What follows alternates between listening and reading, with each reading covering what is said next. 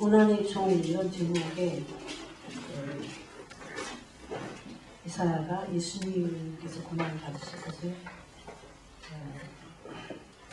예언한 말씀인데 예수님을 고난의 종 이렇게 표현해서 고난의 종이신 메시아가 오셔서 어떤 일을 우리에게 행하실 것인지 그리고 그분이 어떤 모습으로 고난을 받으실 것인지 그렇게 해서 기록한 글이 이사야서 53장입니다. 사실 이 말씀은 이런 전기가 됐기 때문에 제가 설교를 하는 게 아니고 이제 아침에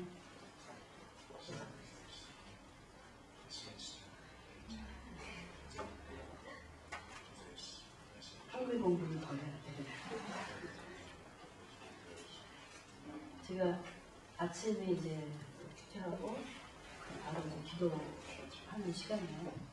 애들도 다 학교로 가고 조용하기 때문에 그 시간에서 기도를 계속 하는 와서 얼마 안 됐을 때 주님께서 이사야서 53장을 지금 다시 그 전에 물론 하셨던 말씀이 일부였는데 이번에 굉장히 또 많이 제 심령을 만져주시고 그래서 제가 이 말씀을 펴고 그냥 참 많이 울었어요.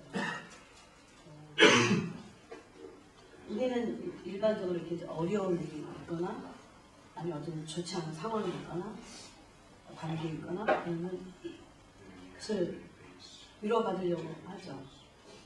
그래서 그것이 또 잘 되지 않을 때 불평을 하게 되고 그리고 힘든 심령이 힘든 그런 상황으로 들어가는데 그래서 사람들은 어려운 상황이나 어려운 관계나 이런 모든 것들을 싫어해요. 그죠? 싫어해요. 그런 고통을 안 받기를 원하죠. 그죠? 근데 오늘 이 고난의 종을 말씀하면서 놀라운 말씀을 하나님께서 하셨어요. 물론 제가 이 부분을 몰랐던 거 아니고 그냥 제가 읽을 때 깨달은 게 아니에요. 이 말씀이 사실은. 그 전에도 주님께서 이 부분에 대해서 말씀하셨습니다. 그런데 이번에도 또 제가 여기 와서 한 보름도 안 됐을 거예요. 그때 한 열흘쯤 됐나? 조금 넘었을 때 주님께서 이 말씀을 제가 다시 하셨어요. 그래서 저는 참 그런 시간이 너무 좋아요. 저한테. 제 영혼에 마치 뭐라고 할까? 제가 보약을 하나 먹는 것 같아요. 그리고 그래서 이런 주님과 이런 시간들이 없으면은 우리는 이 악하고 폐역하고 이런 시간들을 이런 세대를 여러분 지나갈 수가 없어요. 신앙생활하는 게 쉽지 않잖아요. 하나님이 힘으로 하는 거죠. 주님이 부으시는 그 기름 부으심으로 우리가 예배도 드리고 또 신앙생활을 매일매일 삶 속에서 해나가요. 근데 주님은 뭐라고 말씀하시냐면 이렇게 어려운 사람들이 싫어하는 그 상황이나 관계나 어떤 그런 처지를 이 예수님은 사람들이 피하는 그것을 일부러 더 적극적으로 그것을 감당하셨다는 거예요. 그리고 감당하셨다기보다는 그것을 아예 가서 당신이 그것을 다 용납하셨어요. 우리가 그렇게 싫어하고 우리가 떠나기를 원하는 모든 나쁜 악한 상황들을 예수님은 그것을 당신이 떠나기를 원하셨다. 여기에 뭔가 비밀이 있어요. 그래서 여러분 이런 말씀 잘하죠. 우리 각자는 잘 믿든지 못 믿든지 예수 그리스도의 그리스도인이 되고 나면 각자가 짊어져 있는 십자가가 있어요. 그죠? 각자가 자기 몫에 태인 십자가가 있어요. 근데 그 십자가를 아는 사람이 있는가면 전혀 그거에 대해서 아예 모르는 사람이 있어요. 근데 십자가 하면 싫으니까 무조건 그것을 피하려고 하는 사람이 있어요. 사실 자기 몫이 있어요. 교회에서도 자기 몫에 태인 십자가가 있어요. 그것을 다른 사람들이 힘들기 때문에 그 힘들다고 하는 것은 이 혼이 생각하는 거야. 아 힘들다. 마음이 힘들다. 그렇게 생각하는 거예요. 이미 그렇게 생각하기 때문에 정말 힘들어요. 근데 예수님은 그것을 전부 다 웬일인지 그것을 다 짊어지셨다.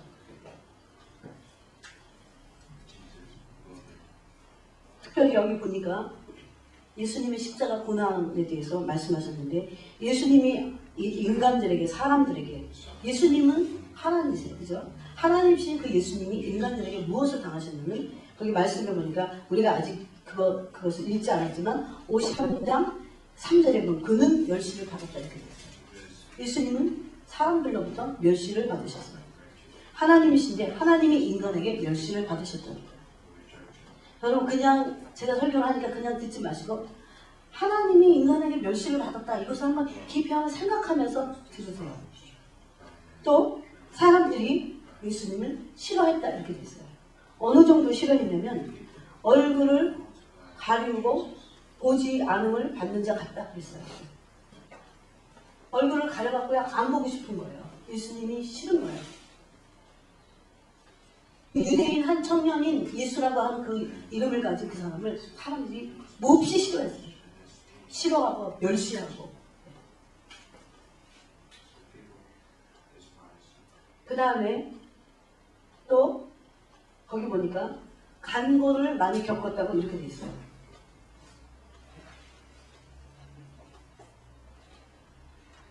간고는 뭔가요? 온갖 심령의 고통을 말해요. 간고를 많이 겪었어요. 여러분 여기 많이 겪었다면 그분이 정말 많이 겪으신 거예요. 그분이 80년을 사신 것도 아니고 50년도 채 못 사시고 겨우 33년을 사셨는데 그 33년 동안 간고 인간이 마음으로 당하시는 모든 그 심령의 고통을 그분이 많이 당하실 때 이렇게 됐어요. 그리고 우리는 이것을 어떻게든 안 당할까? 그리고 또 우리 자녀들이 어떻게 하면 이것을 안 당할까? 그죠? 이렇게 살기를 원치 않기 때문에 자녀들에게까지도 안 당할까? 자녀들이 혹시 당할까 해서 그것을 막 보호해 주잖아요. 그죠?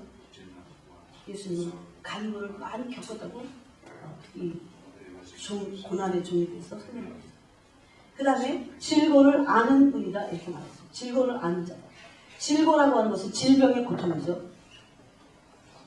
여러분 위암이 그렇게 아프다고 죽어가면서 예수님이 인간이 받을 그 질병의 고통을 끝도 한도 없이 받으셨기 때문에 그분은 질병의 고통이 뭔지를 아시는 거예요.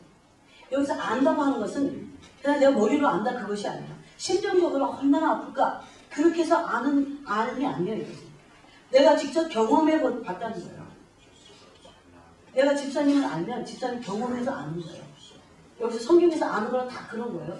그래서 예수님이 질고를 아신다고 했을 때 이것을 경험해서 아신다는 거예요. 어디서 경험하셨을까요? 여러분 한번 대답해 보세요. 어디서 예수님이 질고를 경험하셨을까요? 네? 십자가에서. 그죠? 십자가는 모든 질병의 고통에 아주 마치 거기에 다 집중된 그런 인간이 당하시는 모든 고통의 현장이에요. 그냥 총으로 아니면 칼로 그렇게 죽임을 당하시지 않으셨다. 머리는 머리대로 생각을 해보세요. 팔은 팔대로, 양팔은 팔대로. 사지가 찢어지는 듯한 그 고통. 발은 발대로, 차는 창대로, 허리가 허리대로. 그런 질병의 모든 고통을 그분은 경험을 하셨어요. 경험해서 하셨어요. 근데 6절에 보니까 이제 우리에 대해서 하나님 말씀하셨어요. 왜 이런 고난을 예수님에게 허락하셨는가? 첫 번째는 인간의 죄악의 모습을 말씀하고 있어요. 6절을 보겠습니다. 우리는 다 양 같아서 그릇 행하여 갈기 제 길로 갔거늘 이렇게 표현하고 있어요. 다 양 같다 그렇게 말씀하고 있어요. 그릇 행했다 그렇게 말씀하고 있어요. 그 다음에 각기 제 길로 갔다 그렇게 말씀하고 있어요. 그럼 양이 이런 존재예요. 양은 목자가 잘 인도하는 대로 따라가다가도 양의 이 약점이 자기 그릇 해놓고 자기 길로 가려는 그런 양의 습성이 있어요. 그래서 이 양을 치는 목자들이 힘들어요. 그리고 한 번 이렇게 자기가 죽을지 말지도 모르고 이렇게 하다가 엎어져요. 이렇게 엎어져요. 그러면 이제 등을 땅에 대고 이렇게 엎어지면 보통 짐승들이 일어나잖아요. 근데 양은 못 일어나요. 그래서 짐승에게 또 다른 짐승에게 이리에게 잡혀먹기도 하고 그래요. 그리고 좋지 않은 물을 마시다가 배탈이 나서 죽기도 하고. 하여튼 여러 가지로 우리를 하나님께서는 양으로 표현하셨어요. 우리 실질적으로 양이에요. 다 양 같은데 근데 어떤 양이냐면 그릇 할 양이라는 거예요. 각기 제 길로 가는 양이라는 거예요. 여러분 제가 지난 시간에 죄악에 대해서 이니퀴티라는 단어로 설명했어요. 이니퀴티. 그 죄악이라고 그러죠. 그 죄악을 설명을 해보면 왜곡된 생각, 어그러진 길 그랬다고 그러죠. 이게 바로 양의 길이에요. 왜곡되어 있고 어그러진 그런 죄악의 길을 우리는 좋아해요. 양과 같이. 습성상 좋아해요. 어떤 사람은 보기에 착하지만요. 그렇지 않아요. 어떤 사람은 자기가 자기에게 속고 있어요. 나는 착해. 그렇게. 그렇지 않아요. 그런 상황이 안 벌어져서 그렇죠. 누가 끊임없이 그 사람을 괴롭히고 있어요. 그 사람에게 독이 나올 수밖에 없어요. 우리 인간은 다 똑같아요. 왜곡되어 있다는 거예요. 그것이 바로. 왜곡된 예수님과 같은 그런 모습으로 갖춰 있지 않다는 거예요. 심령이 뭐가 왜곡되어 있을까요? 심령이 왜곡되어 있어요. 무엇으로? 죄성 때문에. 또 왜곡된 생각을 가지고 있어요. 예. 그래서 우리가 가려고 하는 길들은 다 어그러져 있어요. 똑바르고 온전하고 참된 길로 가려고 하는 것보다는 우리의 죄성이 왜곡된 생각을 하기 때문에 어그러진 길로 가기가 쉽다는 거예요. 그래서 여러분 동의하시기 전에는 여러분 존재에 대해서 여러분 알 수가 없어요. 철저히 동의하시고. 그러면 어떤 사람들이 이런 왜곡된 길과 어그러진 길을 가지 않을까요? 사실은 그렇게 인정하고 하나님 앞에서 바른 길, 온전한 길을 가고자 계속 그 중심에 말씀으로 자기를 부인하고 해치는 거예요. 근데 이런 작업이 언제까지 해야 될까요, 여러분? 여러분 주님 보면 안 될 때까지 하셔야 돼요. 근데 그것이요, 처음에는 힘들어요. 근데 시간이 가는 것으로 속도를 조금씩 가요. 확실히 그래요. 그리고 이 자기의 죄성의 모습 앞에 죄악의 왜곡된 생각과 어그러진 길을 가는 그 죄성 자신의 모습 앞에서 변명이나 핑계나 어떤 거 하지 빨리 가시고 빨리 가는 진리는 내가 그렇다는 것은 100% 인정합니다. 100%. 사울왕은요 어떻게 보면 다윗왕보다는요 나쁜 짓을 안 하는 거예요. 여러분이 여러 번 멀리 가면 생각해보세요. 다윗이 진 죄와 사울왕이 진 죄가 한번 비교해보세요. 우리가 인본주의적인 생각으로 혼적인 생각으로 사울과 다윗을 비교한다면 사울이 더 나아요. 어떻게 보면. 근데 하나님은 사울을 버리셨어요. 두 번, 세 번 말씀하실 때 듣지 않았을 때 버렸어요. 하나님은 버릴 수 있는 분이시고 아셔야 돼요. 그럼 하나님이 우리 버릴 때 어떻게 될까요? 무서운 일이죠. 그가 죄악 앞에서 자기의 범죄 앞에서 그 어그러지고 그릇된 생각 앞에서 핑계대고 변명하고 그렇게 했을 때 하나님이 버렸어요. 저는 그것을 이룰 때마다 무서워요. 그래서 이 강팍한 마음이 성경에는 사신 우상에게 전하는 거와 똑같다. 주님 그렇게 말씀하셨어요. 우리의 마음을 끊임없이 말씀의 방법으로 완전히 부셔뜨려야 돼요. 어디가 내가 견고하지, 어디가 단단한지 이런 작업을 끊임없이 여러분 스스로를 위해서 하셔야 돼요. 우리는 그럼 무엇을 거스릴까요? 하나님의 뜻을 거스리고 있어요. 오늘날도. 근데 두 가지 면에서 거스리고 있어요. 첫 번째, 이것도 주님이 제게 말씀하신 거예요. 첫 번째는 해야 될 계명을 마땅히 해야 될, 지켜야 될 계명. 해야 될 거 있잖아요. 내가 마땅히 해야 될 거. 그것을 하지 않는 것. 그것이 하나님의 뜻을 거스리는 것. 두 번째는 해서는 안 될 것을 하는 것. 그것이 거스리는 것. 많은 사람들이 이 두 번째 이 죄악이라고 말해요. 내가 해서는 안 될 것을 하는 것.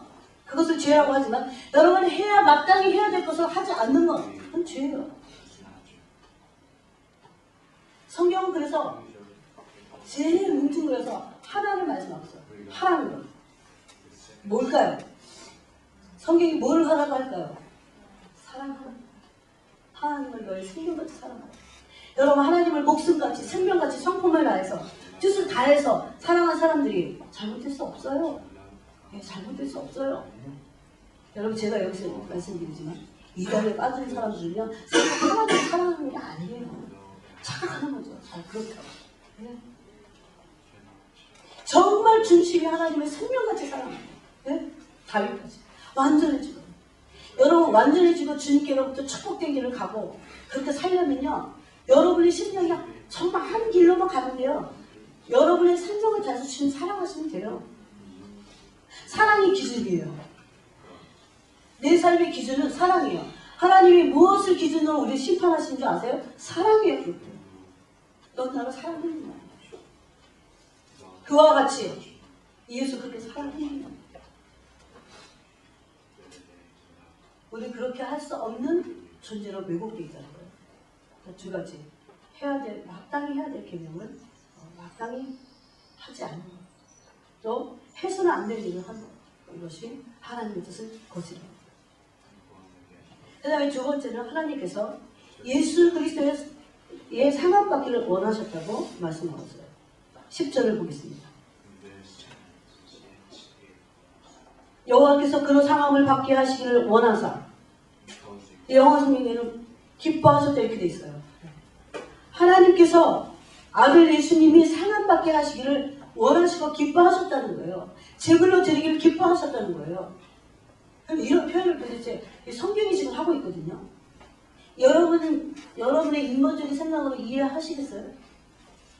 어느 아버지가 어느 아비가 아들을 상함받기를 원하는 아버지가 어딨냐고요. 그것을 기쁘게 내주는 아들이 어딨냐고요. 그래서 우리는요 하나님을 알 수 없어요. 하나님이 우리에게 부어주셔야 아는 거예요. 아는 것으로 착각하지 말아야 돼요. 그래서 내가 뭘 모를까요? 그러면 내가 그 사람을 모르는 거예요.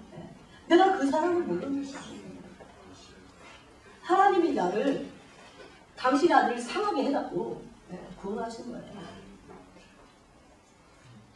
이 구원의 감격이요, 내가 죽을 일이 있어도 기뻐해야 돼. 나는 어쩌다가 이런 구원하면 내가 들어올 수 있었는지. 그것이 진짜 구원받은 자의 감격이에요. 그럼 부르짖어 기도하면 되잖아요. 이 구원이 얼마나 큰 구원이지. 지금은 이게 값어치 없이만 무슨 그냥 아무 값이 없긴 없어요. 왜 없을까요? 값을 매길 수 없기 때문에, 은혜이기 때문에 값이 없다는 거죠. 값 없이 와서 포도주와 젖을 사라 그러죠. 그 은혜를 사라는 거예요.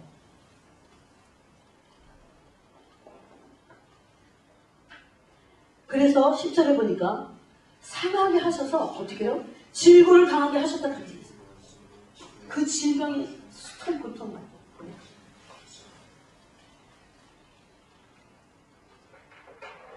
저는 어떤 엄마가, 특히 아빠는 좀 덜해요. 자기 뱃속으로 낳은 그 아이들이 질병의 고통 가운데 들어있을 때 진정한 엄마라면, 진정한 어미라면 자기 심령이 소금을 끓이는 것 같죠. 밤새 기가 막혔어요. 요즘은요 이런 사람들이 많이 사라졌어요. 옛날에 우리 부모님 시대는요 정말 자식을 위해서 이 부모들이요, 특히 이 한국이라는 나라가 그랬어요. 정말 옛날에 그랬어요. 지금 뭐 자식들 버리고 별일이 다 있으니까 이 자식들의 마음도요, 진정한 사랑이 뭔지를 자꾸 이거 희석이 되어 있어요. 그래서 하나님의 사랑을 더 알 수가 없어요. 이 사람. 진짜 그 뜨거운 사랑을 받아보지 못했기 때문에. 우리가 어디에 어그러져 있는지, 뭐에 왜곡되어 있는지 아세요? 그 사랑에 왜곡되어 있어요. 사랑의 깊은 상처 때문에 왜곡되어 있는 거예요. 근데 주님은요 너무 아파서, 만약에 하나님 아버지가 사랑이 아니시라면요, 우리의 왜곡된 그런 사랑을 줬는데 사랑이 왜곡되어 있어요. 그러면 당장 우리를 하나님의 공의의 심판으로 그냥 끝을 내실 거예요. 근데 그러시지 않잖아요. 우리의 잘못돼도 어그러지고, 왜 어그러졌는지, 왜 잘못되어 있는지를 아버지가 아시는 거예요. 뭐에 어그러져 있을까요? 사랑이 병들어 있는 거예요. 그 자식이 병들어 있는 거예요. 사랑을 받을 줄도 몰라요. 진정한 사랑을 진짜 받을 줄도 몰라요. 진정한 사랑을 받아야 하죠. 할지도 몰라요. 요한복음에 보면, 요한복음 15장에 보면 양으로 생명을 얻게 하고 더 풍성히 얻게 하려 함이라.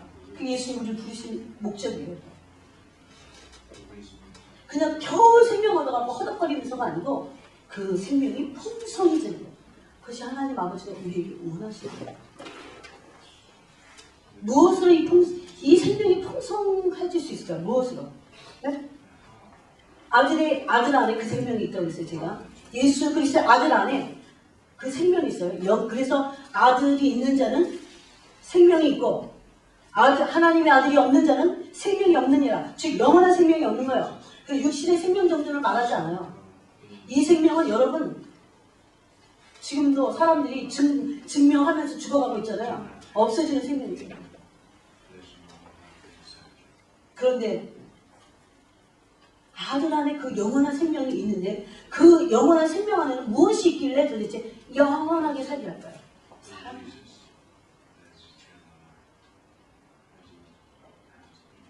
하나님은 예수님을 상함받기를 원하시고 질고를 당하게 하셨어요. 그 10절을 보겠습니다. 10절을 보세요. 여러분.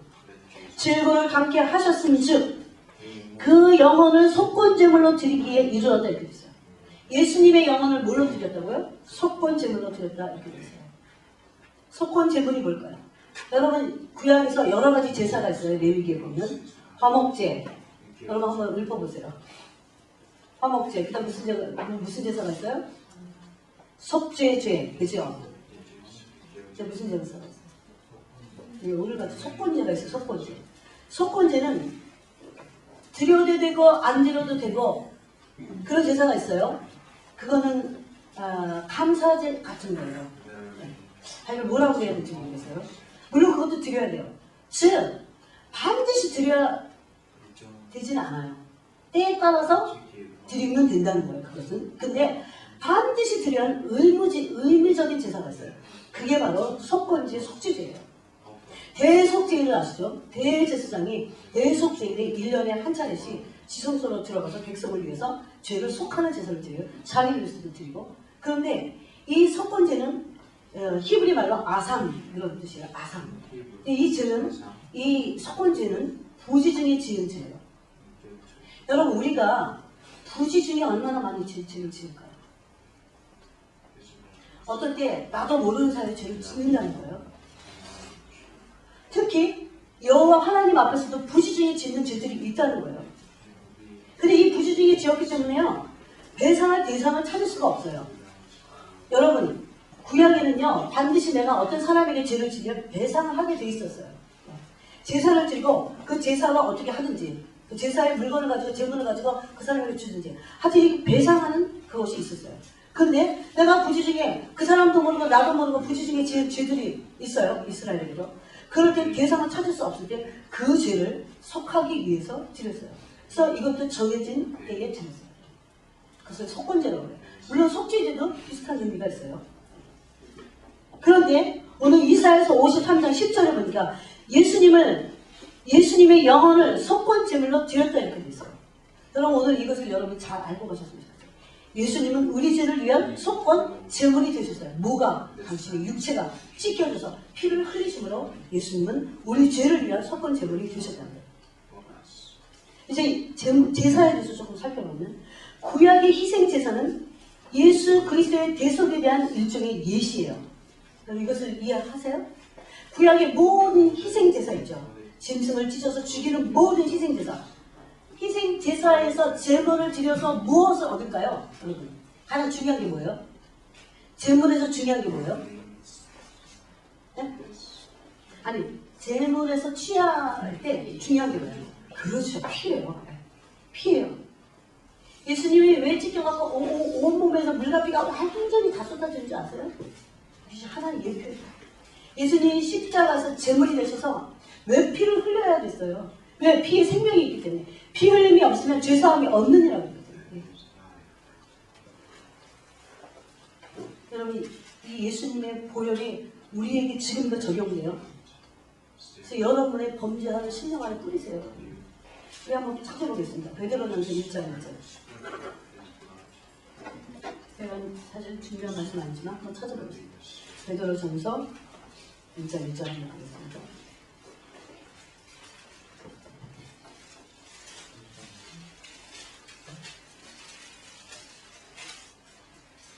히브리서 야고보서 베드로전서죠. 같이 읽겠습니다. 시작. 예수 그리스도의 사도 2절 읽겠습니다. 2절 시작. 곧 하나님 아버지의 미리 아심을 따라 성령의 거룩하게 하심으로 순종함과 예수 그리스도의 피 뿌림을 얻기 위하여 택하심을 입은 자들에게 편지하노니. 예. 무엇 때문에 우리를 택하셨다고 되어 있어요? 순종과 피 뿌림을 얻기 위해서 이렇게 되어 있어요. 여러분 예수님을 믿는 거는요. 예수님이 여러분을 위해서 피를 흘려주셨기 때문에 여러분 믿을 수밖에 없는 거죠. 그런데 그것은 맨날 불순종하고 예수님이 나를 위해서 은혜를 다 허락해 주셨으니까 나는 그냥 불순종하고 죄만 회개하면 된다. 그런 차원이 아니에요. 그런 보범죄를 짓는 사람들은요. 반드시 지옥불에 떨어집니다. 다 알면서 짓는 사람. 그러니까 여기 보니까 순종함과 예수 그리스도의 피 뿌림을 얻기 위해서 우리를 택하셨다고 그렇게 돼 있어요. 예. 우리를 왜 이 자리에 앉게 하셨냐? 우리를 왜 택하시고 우리를 부르셨냐는 거예요. 왜 구원으로 부르셨냐는 거예요. 피 뿌림을 얻게 하기 위해서. 순종케 하기 위해서. 예. 여기 굉장히 연관 관계가 있어요.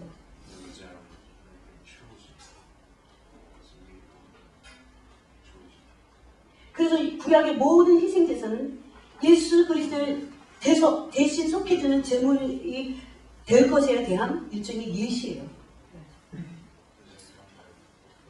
그래서 예수님이 1세기 초에 로마 정권하에 오셔서 실질적으로 십자가에서 당신이 제물이 되셔서 오늘 말씀대로 성권 제물이 되셔서 당신이 우리를 위해서 피를 다 쏟으셨어요.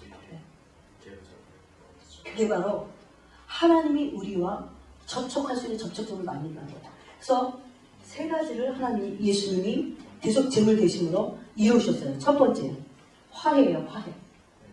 예수님이 십자가의 피는 화해의 피예요.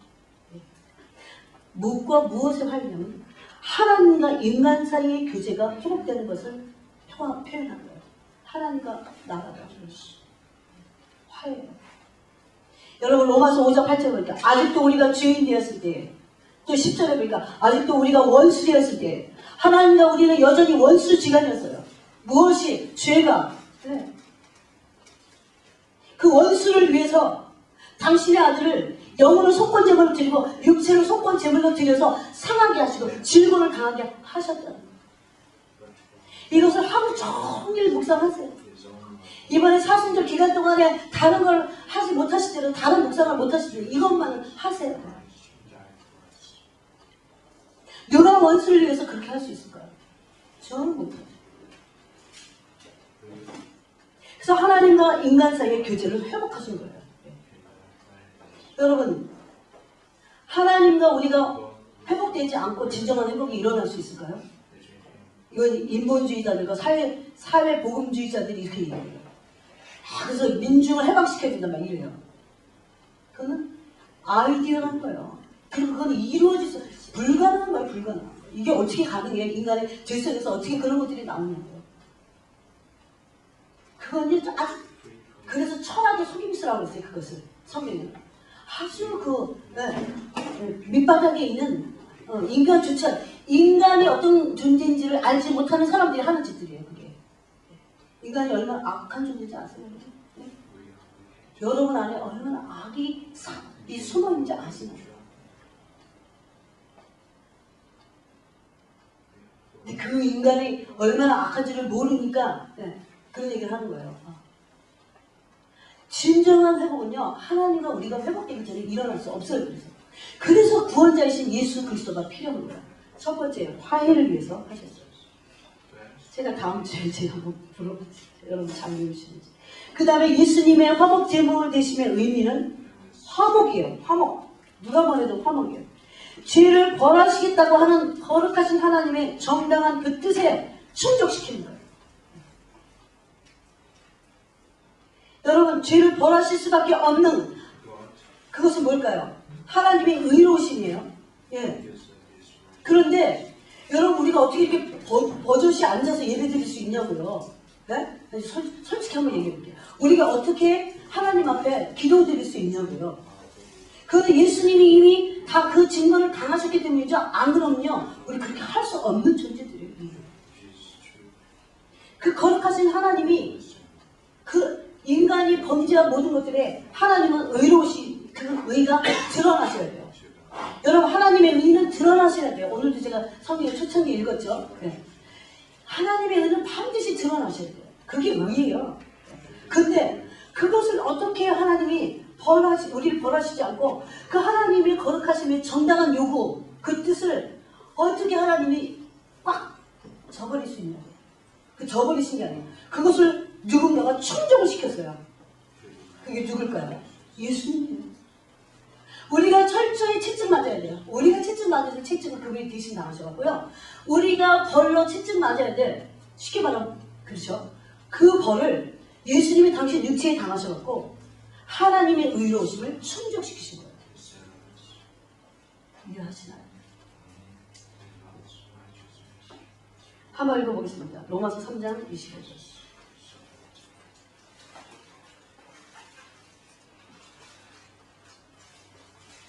그럼 반응을 빨리빨리 해야 제가 신나게 말씀을 같이 나눕니다. 로마서 3장 25절 26절을 같이 읽겠습니다. 시작. 이 예수를 하나님이 그의 피로 인하여 믿음으로 말미암는 화목제물로 세우셨으니 이는 하나님께서 길이 참으시는 중에 전에 지은 죄를 간과하심으로 자기의 의로우심을 나타내려 하심이니 곧 이때에 자기의 의로우심을 나타내사 자기도 의로우시며 또한 예수 믿는 자를 의롭다 하려 하심이니라. 아멘. 그런즉 자랑할 때가 어디 있느냐. 그래서 사도가 이렇게 말하고 있어요. 즉 이 사랑은 뭔지 아세요? 내가 옳다는 거야. 내가 의롭다고 할 말이 우리 인간에게 아무것도 없다는 거예요. 예, 제가 와서 한 보름 됐을 때 주님이 이 말씀을 들으시게 하신 말씀.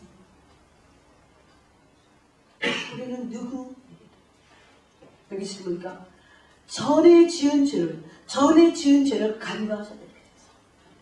근데 그냥 하나님 의로우신 분이 어떻게 그 죄들을 간과하실 수 있나요?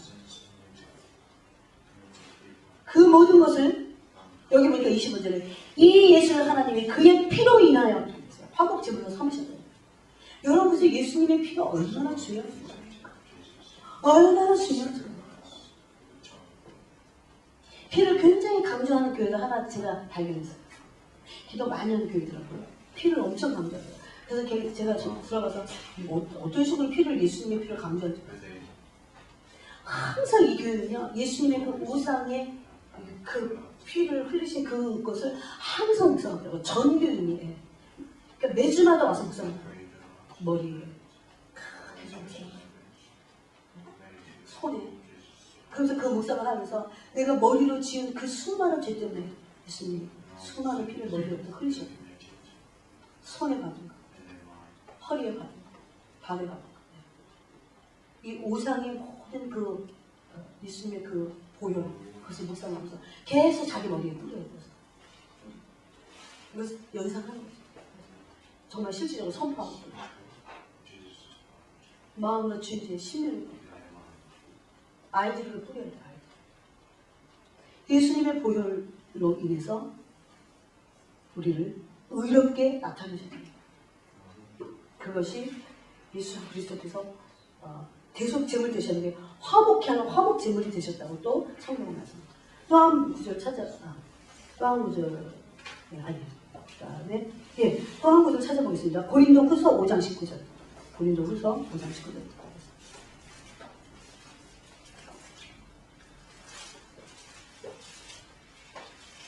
같이 읽어보겠습니다.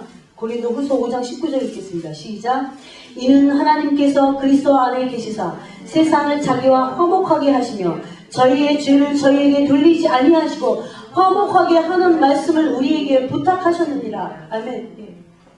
이러므로 우리가 그리스도를 대신하여 사신이 되어 하나님이 우리로 너희를 권면하신 것 같이 그리스도를 대신하여 간구하노니 너희는 하나님과 화목하라. 네. 하나님이 우리를 어떻게 화목하게 하셨어요? 우리 죄를 우리에게 돌리지 아니하셨다고 이렇게 되어 있어요. 이 말씀이 여러분 심령 안에 박혔습니다. 하나님이 내 죄를 내게 돌리지 않으셨어요. 그리고 화목하게 하는 말씀을 우리에게 부탁하셨어요. 그게 뭔지 아세요? 18절이에요. 18절을 같이 읽겠습니다. 시작. 모든 것이 하나님께로 나타나니 저가 그리스도로 말미암아 우리를 자기와 화목하게 하시고 또 우리에게 화목하게 하는 직책을 주셨으니 우리의 죄를 우리에게 돌리지 않는 하나님은 하나님과 우리를 그리스도로 말미암아 그리스도를 죽이셔서 상하게 하시고 질고를 당하게 하셔서 우리와 하나님을 화목하게 하실 뿐만 아니라 그리스도의 피를 통해서 나를 다른 사람과 화목하게 하는 직책을 주셨다는 거예요. 이것이 우리의 부르심이라는 거예요. 아멘. 심령 안에 새기세요. 할례를 마음에 행하라고 말씀하고 있죠. 너희 몸에 할례를 행하지 마라. 신비에 새기라는 거예요. 그 다음에 세 번째 의미는 구속의 의미가 있어요. 어디에 예속되어 있는 종을 자유화하기 위해서 값을 주고 사는 것을 말해요. 즉 마귀의 손아귀에서 마귀의 종로로 타고 있던 우리를, 즉 이스라엘 민족으로 말하면 애굽에서 종살이 하고 있던 이스라엘을, 광야는 힘들지만 하나님은 뽑아내셨어요. 애굽에서 종살이하던 이스라엘을 광야로 몰아내셨어요.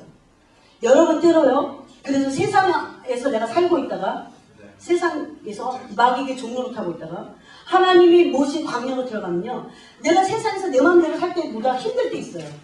힘들어요. 힘들지 않은 것이 아니에요. 히브리서에 보면 너희가 한번 찾아보겠습니다. 히브리서 10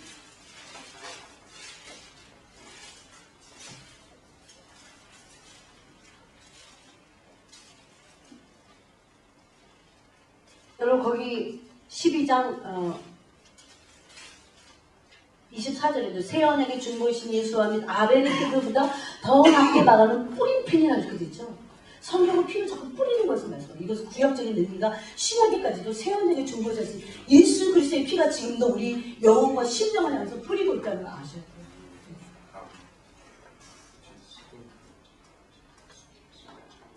네.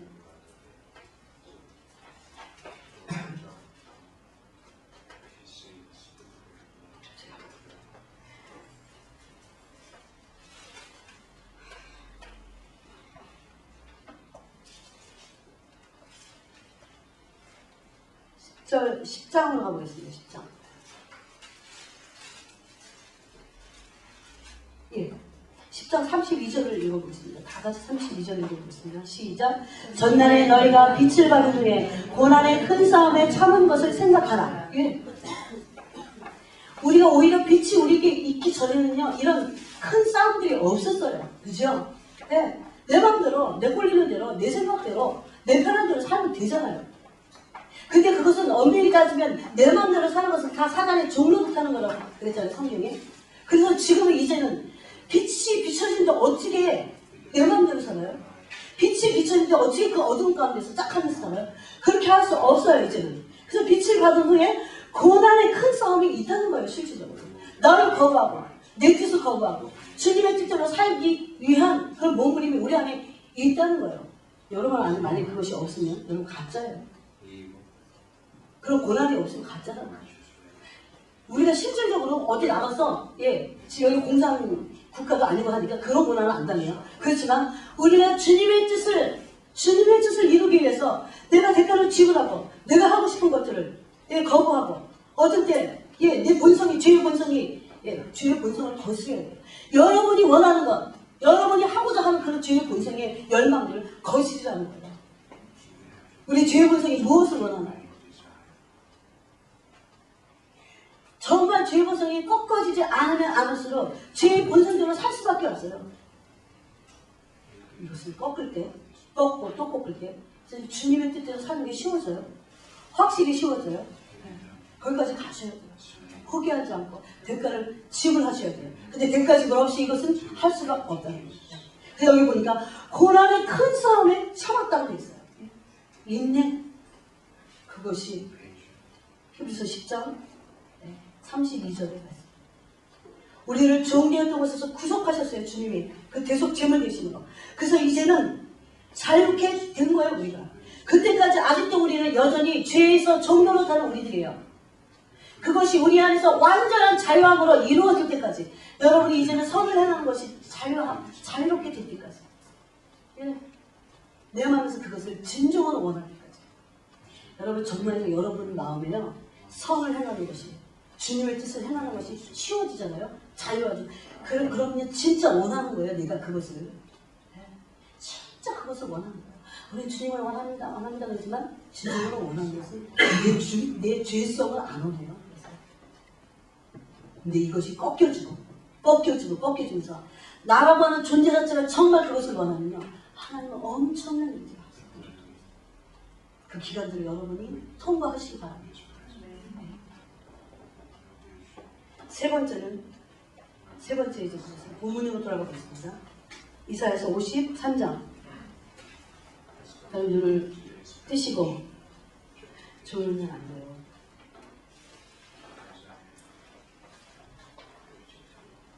11절을 읽겠습니다. 11절을 보겠습니다. 가라사대 같이 읽겠습니다. 시작. 가라사대 그가 자기 영혼에 수고하는 것을 보고 만족히 여길 것이다. 나의 의로운 종이 자기 지식으로 많은 사람을 의롭게 하며 또 그들의 죄악을 친히 담당하리라. 아멘. 자기 영혼을 버리셔서 사망에 이르렀다고 또 12절은 말씀하고 있어요. 12절 읽겠습니다. 12절을 읽겠습니다. 시작. 이러므로 내가 그로 존귀한 자와 함께 본 것을 얻게 하며 강한 자와 함께 탈취한 것을 나누게 하리니 이는 그가 자기 영혼을 버려 사망에 이르게 하며 범죄자 중 하나로 헤아림을 입었습니다. 그러나 실상은 그가 많은 사람의 죄를 지며 범죄자를 위하여 기도하였느니라 하십니다. 예. 세 번째는 첫 번째 인간의 죄악의 모습 아까 뭐라고 그랬어요? 다 양가다고 했어요. 그릇해하고 자기 마음대로 가고자 하는 죄성이 우리 안에 철저히 있다는 것을 여러분 깨달으라고 했어요. 그 다음에 두 번째는 예수 그리스도께서는 하나님께서 예수님을 상함을 받게 하셔서 질고를 당하게 하시고 영혼을 속건제물로 드리셨다고 했어요.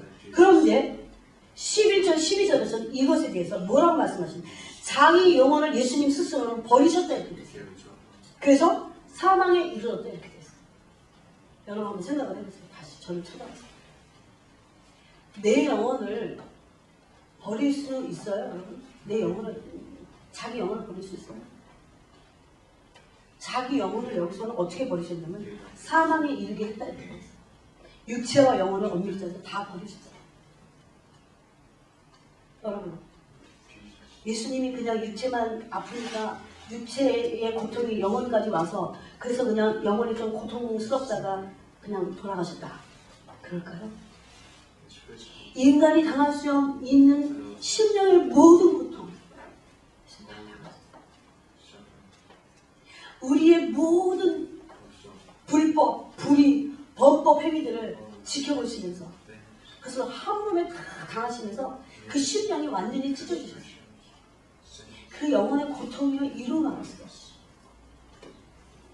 여러분 살면서 누가 나한테 잘못하면 여러분 고통스럽잖아요. 그죠? 얼마나 고통스러워요. 정말 찢어지는 것 같아요. 그것이 가까이 있는 사람이 그러면 더 심하죠? 하지만 이게 자식이라고 해보세요. 이거 정말 어떻게 해야 될지 모르는 거예요. 그래서 하나님이 우리 태에서 자식을 낳게 하시는 것 같아요.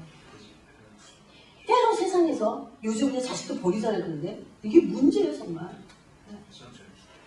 그래서 이혼이라는 것이 생기잖아요. 그래도요 아무리 막 가도요 자식은 안 버려요. 그죠? 사람들. 근데 자식이 만약에 그렇다고 생각해요. 이거는 가슴이요 한란을 도려놓는 것 같아요. 이것이 지금 하나님과 예수님 사이의 관계에서 아버지와 아들 관계에서 이 일이 진행되는 거예요. 억울하다 그런 억울함이 어디 있을까요? 제가 그 용산 참사를 봤을 때 주님이 처음으로 이 말씀하셨던 때요. 지금 기억나요. 제가 하도 한국이 위기여서 제가 인터넷을 보다가 이거 보통 문제가 아니다. 처음에 그냥 촛불 시위를 좀 하라고 그랬어요. 저는 좌파도 아니고 우파도 아니에요. 제가 기도하기 시작했어요. 주님 이게 무슨 일이지? 제가 보니까 그때가 그 장면을 몇 가지를 제가 보면서 기도하는데 주님께서 어떤 마음을 심어주시냐면 지금 뭔가 이 한국 사회를 교란시키는 어떤 악의 세력들이 있다는 것을 주님이 알려주세요. 저는 뭐 좌파가 아니기 때문에 우파가 아니기 때문에 그것에 대해서 잘 몰라요. 그래서 제가 기도하고 시작했어요. 그 이후에 뭐 용산 참사 때문에 뭐 때문에 하여튼 막 때만 되면 막 100만이 모이잖아요. 광화문 내거리서. 무슨 난장판. 제가 그때 기도했어요. 그때 주님께서요. 지금도 제가 기억나는 게 있어요. 제 가슴 속에 제가 말할 때 그냥 제가 깨달은 거라면 이러지 않을 거예요. 주님이 그때 가슴을 부어주셨어요. 내 아들이. 그때 이상하게 주님이 나는 지금 그 국가적인 어떤 위기에 대해서 제가 기도할 때였어요. 근데 주님이 뭐라고 하시냐면 내 아들이 어떤 누구보다도 내 아들이 얼마나 억울한 죽음을 당했는지 너희들이 아느냐. 너무나 많은 사람이 내 아들이 너무나 참혹하게 억울한 죽음을 당했는데 자기가 억울하다. 자기만 억울하다. 내 아들의 죽음. 누구도 생각하는 사람들이 많지 않다고 지금 그때 말씀드렸어요. 그러면서 제가요 꼬꾸라졌는데요. 그때 기도하다가 그때가 새벽 5시 반까지 제가 기도를 멈출 수가 없었어요. 그냥 문을 닫아서 그 유리문 하나를 닫았는데 얼마나 시끄러워요. 막 울고 음악 틀고 기도하니까. 근데 자꾸 앞집이 불을 켜는 거예요. 좀 이렇게 거리는 있었지만 그 애들이 또 같이 기도하다가 기도소리가 막 잦아들어요. 그럼 이걸 주체할 수 없어서 또 막 기도가 막 통곡으로 들어가요. 혹시라도 누가 들을까봐 그것을 마음을 졸여가면서 하는데도 얼마나 강하게 그 새벽에 주님 기름 부으시는지요. 제가 일어날 수가 없었어요. 저는 그날을 잊을 수가 없어요. 그 이후로 제가 십자가의 의미가 저한테 정말 새로워요. 정말 예수님이 얼마나 억울하셨는지가 제 안에 다가오기 시작했어요. 근데 오늘 여기 보니까 7절에 보니까 그가 곤욕을 당하여 괴로울 때도 그 입을 열지 아니하셨다고 했어요. 할 말이 없으셔서요. 아니, 그 입을 열지 아니하셨습니다. 마치 도수장으로 끌려가는 어린 양과 털 깎는 자 앞에 잠잠한 양같이 그 입을 열지 아니하였다. 그가 곤욕한 신문을 당하고 끌려갔으니 그 세대 중에 누가 생각하기를 아무도 이런 생각을 하지 않았다는 거예요. 그가 산자의 땅에서 끊어지면 마땅히 자기 죄 때문이라 이렇게 생각한다는 거예요. 그런데 마땅히 형벌받은 자신의 백성의 허물 때문에 그분이 그랬다고 누가 생각하냐는 거예요. 우리도 그를 버렸어요. 예수님을 안다고 하는 우리 뜻대로 주님을 버려야 돼요. 자기 영혼에 수고한 것을 보고 주님이 11절에 만족하게 여기셨는데 자기 영혼에 수고한 것은 자기 영혼을 버리는 거예요. 그래서 사망에 이르게 하는 거예요. 여러분 이 말씀은요. 제게 주신 말씀일까요? 제게만 주신 말씀일까요? 여러분 신비에 새기세요. 여러분에게 엄청난 보약과 같은 약이 될 거예요. 여러분의 영혼을 살리고 여러분을 진정한 영혼이 사라지면요. 여러분의 길은요. 주님이 기뻐하셔서 열리게 됐어요. 제가 아직 진짜 중요한 걸 아직 얘기를 못했어요. 그러므로 근데 그 예수님이 자기 영혼을 버려갖고 사망에 이르게 한 사건은 여기 보니까 12절에 실상은 그가 많은 사람의 죄를 지었다고 되어 있어요. 여러분 중요한 건 사실이에요. 진짜예요. 진짜는 그분이 많은 사람을 의롭게 했다는 거예요. 이것이 고린도전서에 이렇게 말씀하고 있어요. 고린도전서를 한번 보겠습니다. 바울도 똑같은 고백을 하고 있어요. 고린도전서 1장을 하고 있습니다. 줄지 마시고 들으세요. 고린도서 1장을 보겠습니다. 고린도 전서가 아니에요. 고린도 후서군요. 죄송합니다. 고린도 후서 1장. 5절, 6절을 읽겠습니다. 5절, 6절을 읽겠습니다. 고린도 후서 1장 5절 6절 읽겠습니다. 시작.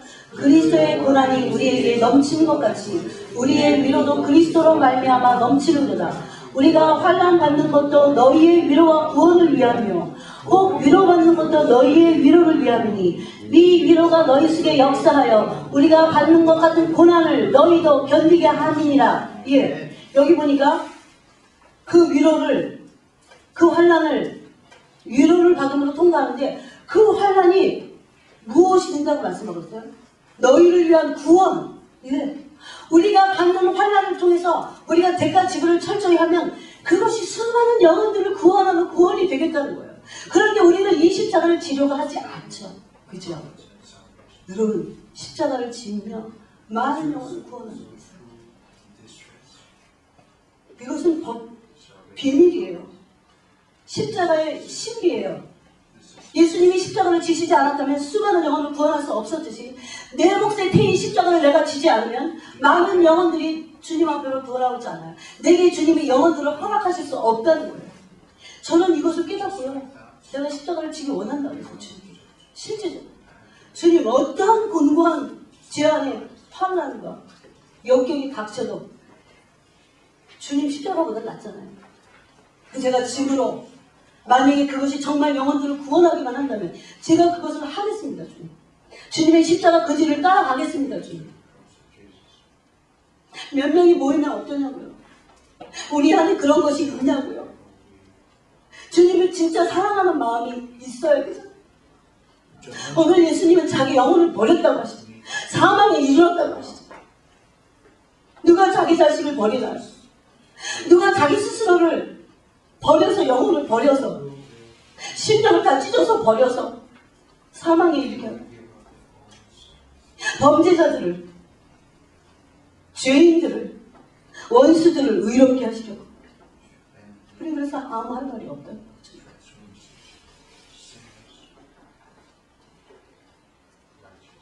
또 그들의 죄악을 친히 감당하셨다.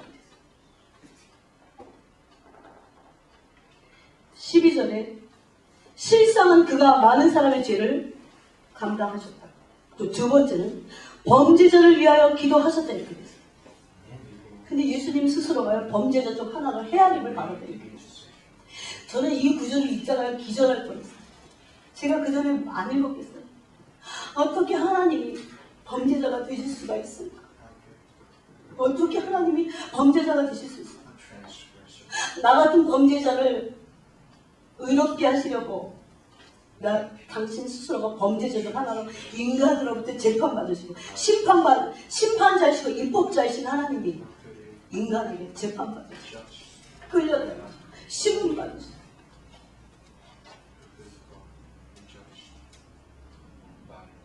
너무 십자가에 아무런 느낌이 없는 오늘날 세대들 그것 때문에 또 슬퍼하세요.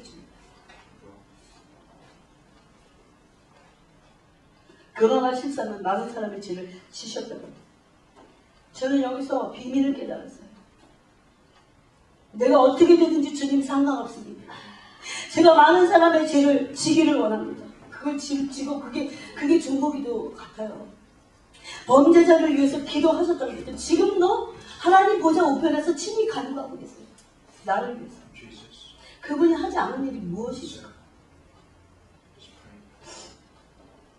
예수 그리스도께서 자신을 십자가에서 대속제물로 내어주셨을 때 엄청난 고통이 동반되었어요. 성경은 그래서 질고와 간고를 아신다고 설명합니다.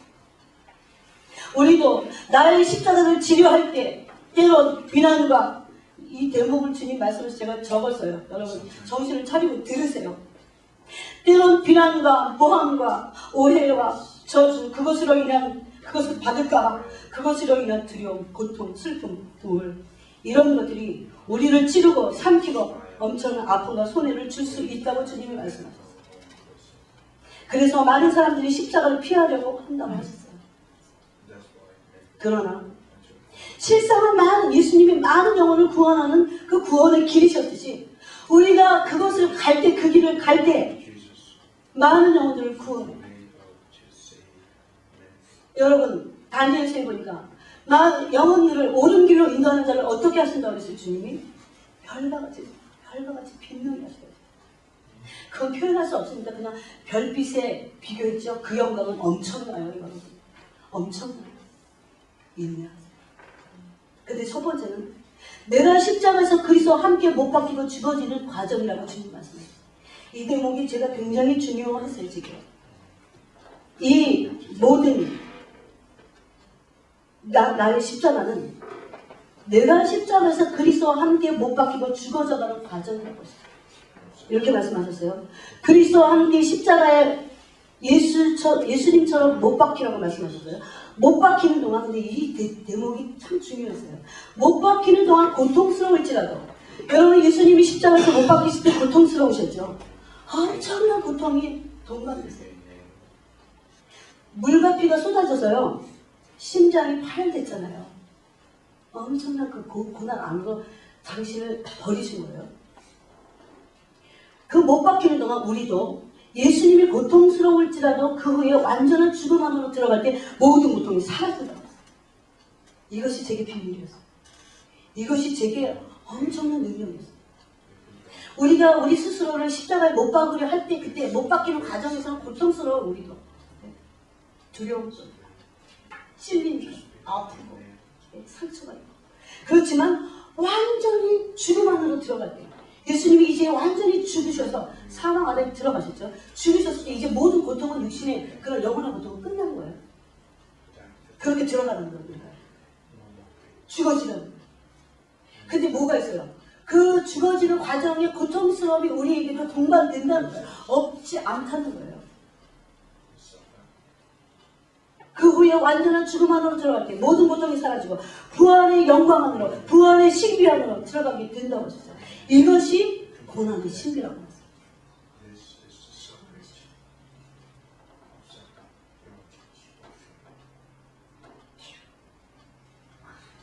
그렇기 때문에 하나님이 매일매일 몇 시간 나를 보시고 하나님의 사랑의 손길을 여러분 대면해야 돼요. 그 대면의 시간이 없이 그 십자가를 질 수 없어요. 대면되면 대충 기도하는 사람들이 이 십자가를 질 수 있을까요? 다 도망가잖아요. 예수님의 제자들도 다 도망가잖아요. 여러분 이제는요, 앞으로 진짜 많이, 진짜 주님의 들림받는 신부가 될 거예요. 굉장히 심각해요, 믿음은요. 그냥 하도 은혜로 받으니까 이거 아무것도 아닌 것으로 사람들이 착각을 해서 그래요. 그 대면의 시간들은 은총의 시간들이 될 거라고 말씀하셨어요. 은총의 시간들로 바꾸라는 거예요, 그것을. 따라해보세요.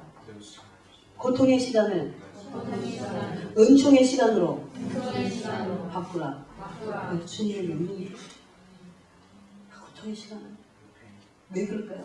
너 혼자 한번 치고 당해봐라. 주님 그러실까요? 아니요. 주님이 우리와 함께 가는 길이기 때문에 그것은요, 그때만, 그 고난이 있을 때만 그 길을, 그 무게만큼 주님을 만날 수 있어요, 여러분. 내가 정말 편해졌을 때 주님이 그렇게 내 온몸에서 요구가 되고 막 우리가 주님을 원할까요? 물론 고통 때도야 원하지 않는 사람이 너무 많아요. 이 진리가 내가 돼야 돼요. 그래서 진리 따로 나 따로 가니라 이 진리가 이제 내가 되는 거예요. 내 것이죠. 내가 진리 자체가 되는 거예요. 이것이 내가 실존적인 그런 존재가 되는 거예요. 그럴 때 예수님처럼 많은 영혼을 구원할 수 있게 되겠다고 했어요. 저는 이 고난의 신비를 주님으로부터 레슨을 받고 나서 내가 앞으로 어떻게 얼마나 대가를 지불할지 나는 모르지만 이건 정말 신비스러운 거예요. 비밀이에요. 많은 사람들이 버리지만 버린 그것이 얼마나 귀중한 것인가. 거부하지만 그 거부한 그것이 얼마나 귀한 것인가. 그래서 십자가가 많은 영혼들을 실질적으로 구하는 거예요. 대적의 문을 막 취하는 거예요. 여기서 우리 교회 성도 예수님이 고난의 십자가, 내 몫에 낀 십자가, 그것이 어떤 환경인지, 어떤 것인지. 사실은 우리 잘못 때문에 오는 것들이 많아요. 그렇죠? 그렇지만 그것도 우리가 져야 돼요. 그래서 그것을 달게 치고 나를 깨뜨릴 때 의로운 십자가를 질 수 있도록 주님 하세요. 그 다음 단계.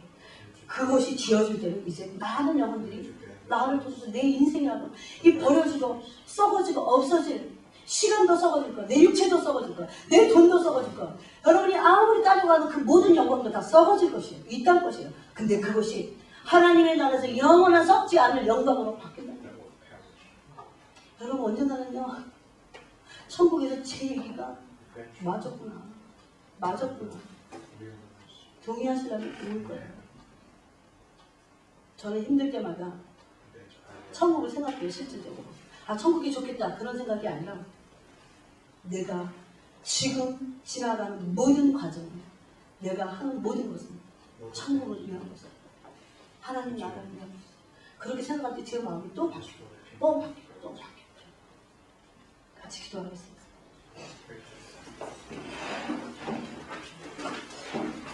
하나님은 다 우리가 양 같다고 말씀하십니다.